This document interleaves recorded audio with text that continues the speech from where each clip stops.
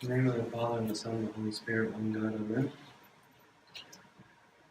So, I find it a bit ironic that in an age of technology, we seem to be finding that we often misunderstand each other more and more.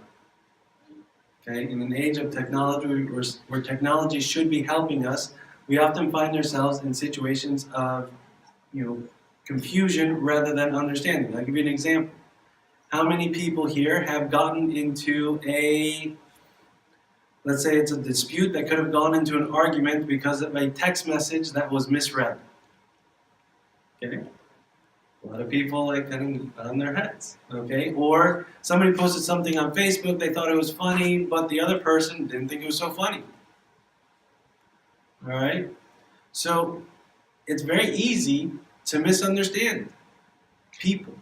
It's very easy to misunderstand different things that are going on in life.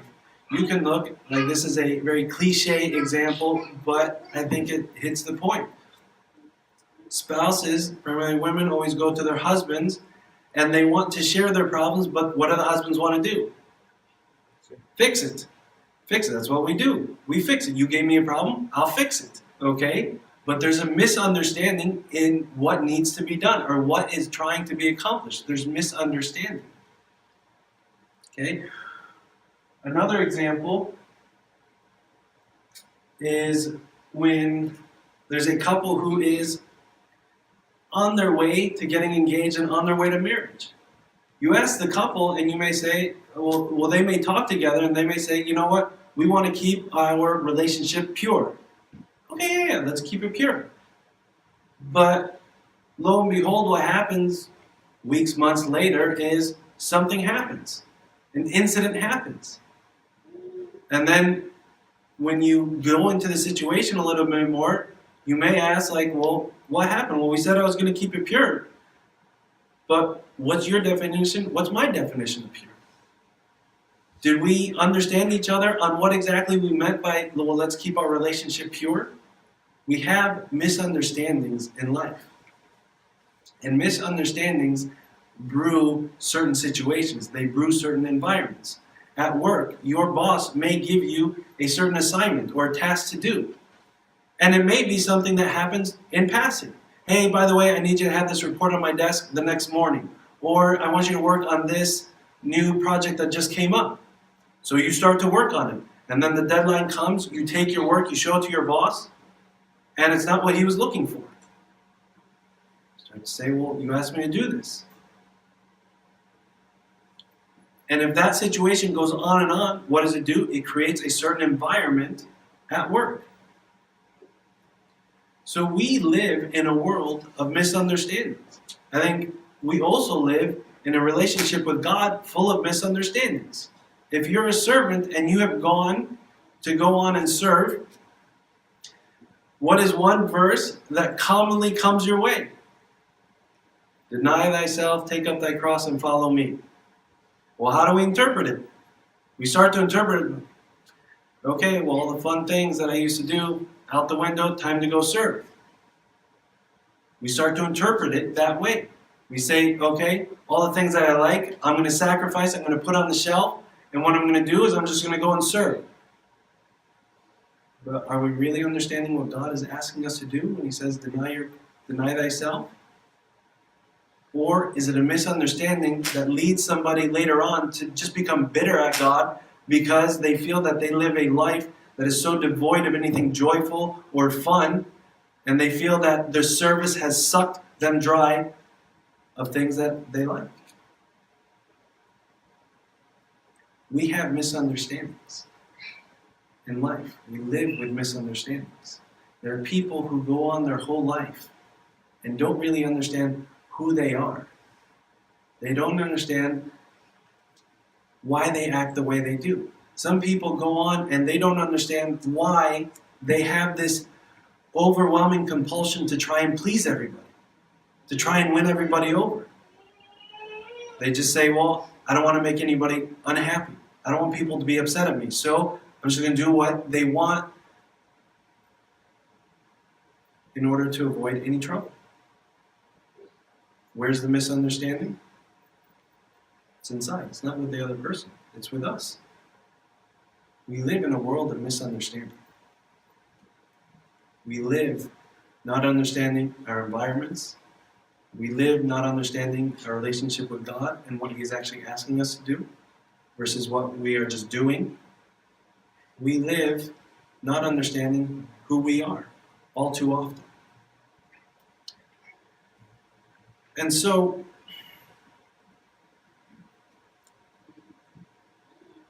in today's gospel, I'm going to bring that thought of misunderstanding full circle, okay? But in today's gospel is about the sower who went out to sow. And it comes from Matthew chapter 13, verses 1 through 9. And this parable is actually repeated in a couple of gospels, Matthew, Mark, and Luke, all right? But in today's gospel, we're reading it from Matthew, and the sower goes out to seed. And what we know from the explanation that is given to us later on in the chapter is that the seeds are the Word of God. The seeds are the Word of God. So wherever you hear the Word of God, wherever you are attending a retreat or a sermon or a series or whatever it is, or reading, this is the Word of God that is being spread around. Okay? And the Word of God is spread around, the seeds are spread, and the seed lands on different soils.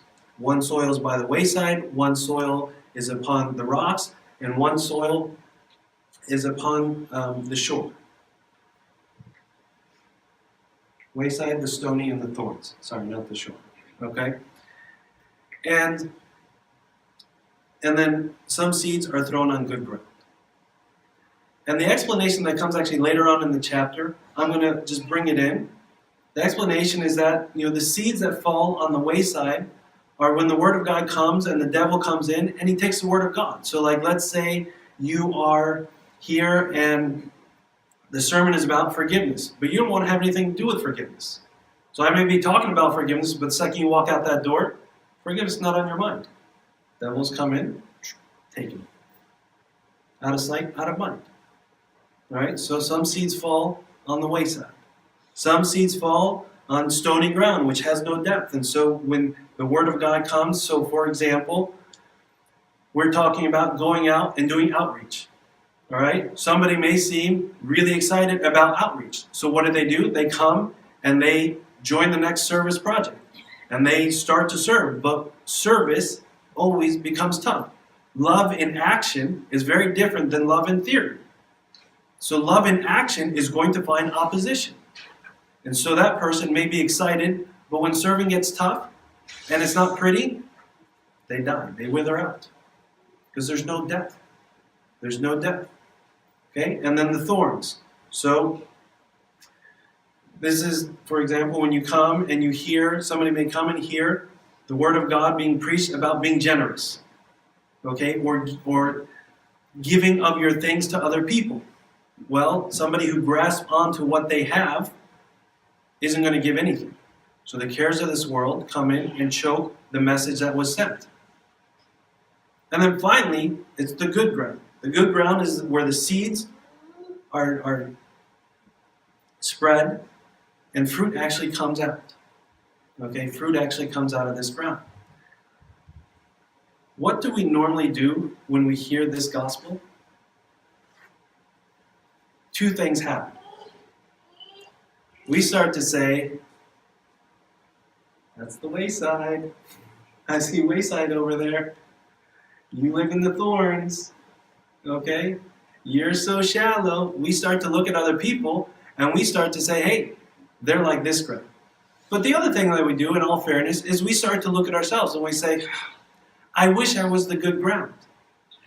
I wish I was the good ground. I wish I wasn't in such a bad environment. I wish I wasn't so shallow in my life. We start to classify ourselves under one of these grounds. Okay? We start to say, I'm one of these grounds. So that's the first thing that we do. The other thing that we do is everybody wishes that we were the good ground. Everybody wishes. If I asked you which ground would you want to be, ideally, there's not a person here that would say, I want to be by the wayside. Nobody would say that. Everybody would say, I want to be the good ground. We all aspire to be good ground. We all want to be responsive to the Word of God that is being preached to us. So what's the truth in all this?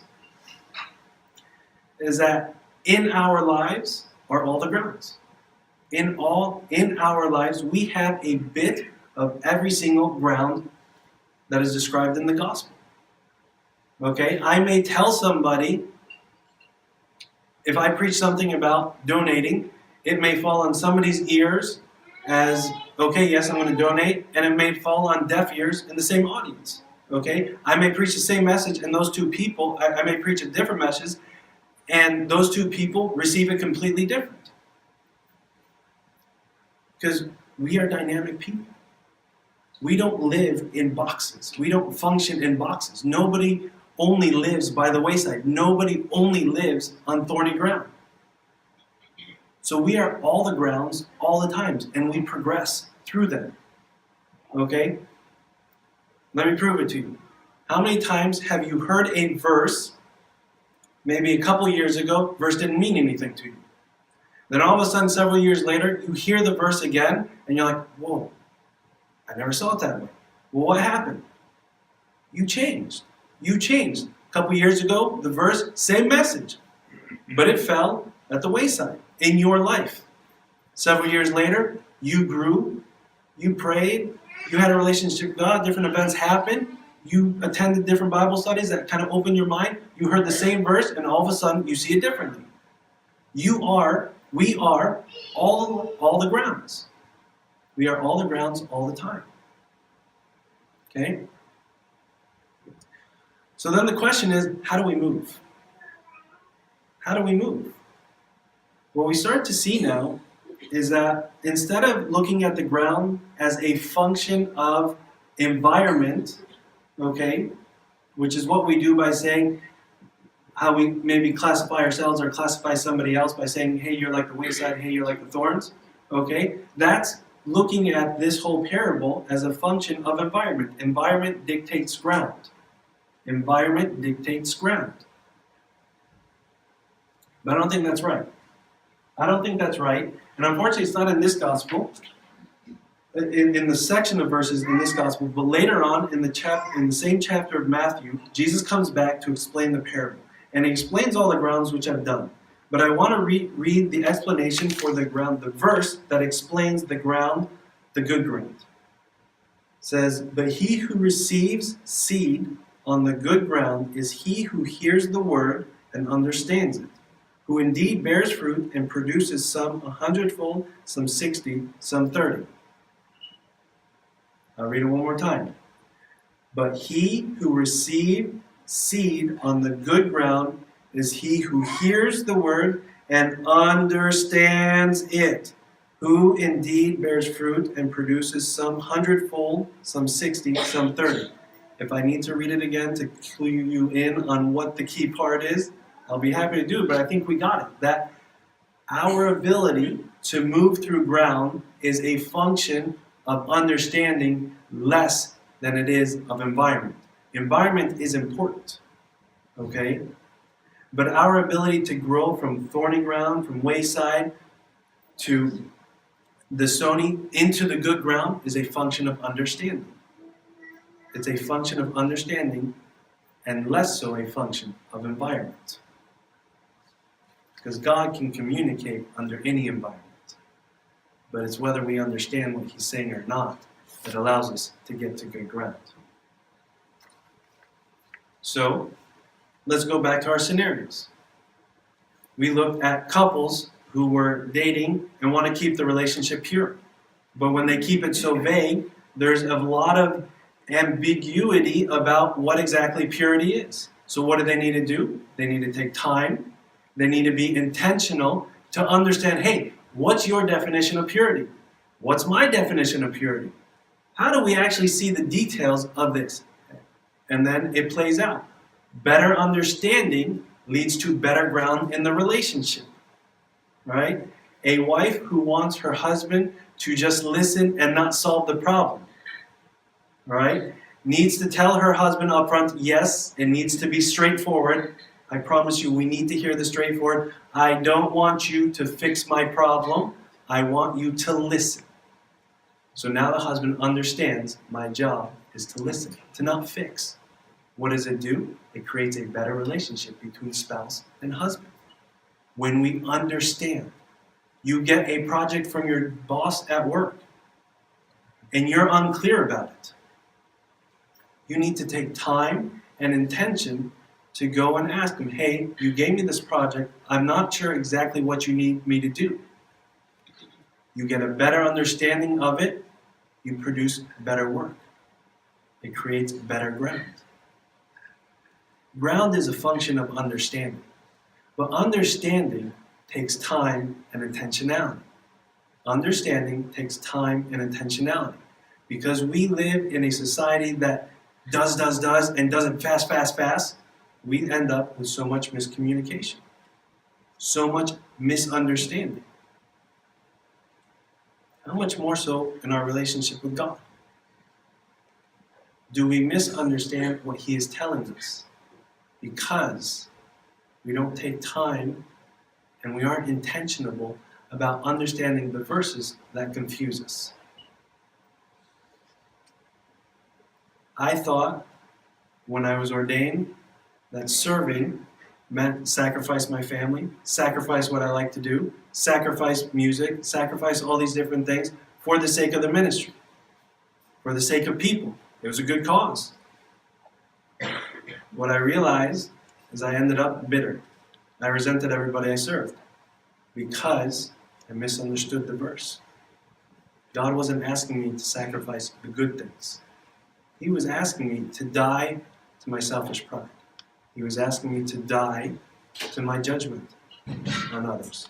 He was asking me to die things that were killing me, to kill things that were killing me, not to die to the good things. But we take the verse and we're like, hey, if you're going to serve, don't you forget all the things you like, sacrifice, and come serve, and we're going to run you into the ground. We commonly misunderstand what God is asking us to do because we don't take enough time, we don't put enough intention into understanding things. In the Bible takes time and intentionality to read it and to understand it, and to not just take a verse and apply it in a vacuum. Every verse needs to be applied in context. I'll tell you one verse that we commonly take out of context. If 2 or 3 are gathered in your name, you are in our midst. Read a couple verses before. That's talking about judgment. It's talking about somebody did something wrong, and we want to figure out what was right or wrong. We want 2 or 3 to be here, and God will be in the center of those 2 or 3. Not saying we can't use it in prayer, because when 2 or 3 are gathered, He is still here. Okay? But we need to put it into context. But it takes time and intentionality. Understanding is the true heart of change. Understanding is the true heart of change. When we want change to happen in our life, we have to understand the situation better. When we want change to happen in our marriage, understand the problem to a much deeper level. You want change to happen in your life? Be ready to understand yourself better by going back and deeper into your life. You want to understand why you're a people pleaser all the time? You're going to have to do some digging to understand why. You can't change what you don't understand. We cannot change what we don't understand. So change is at the understanding is at the very heart of true change. So let's take 30 seconds to a minute. And you think about things that you want to see changed in your life. Areas in your life you want to see go from thorny ground to good ground. And you think about, we'll all think about for ourselves, how can we better understand those areas?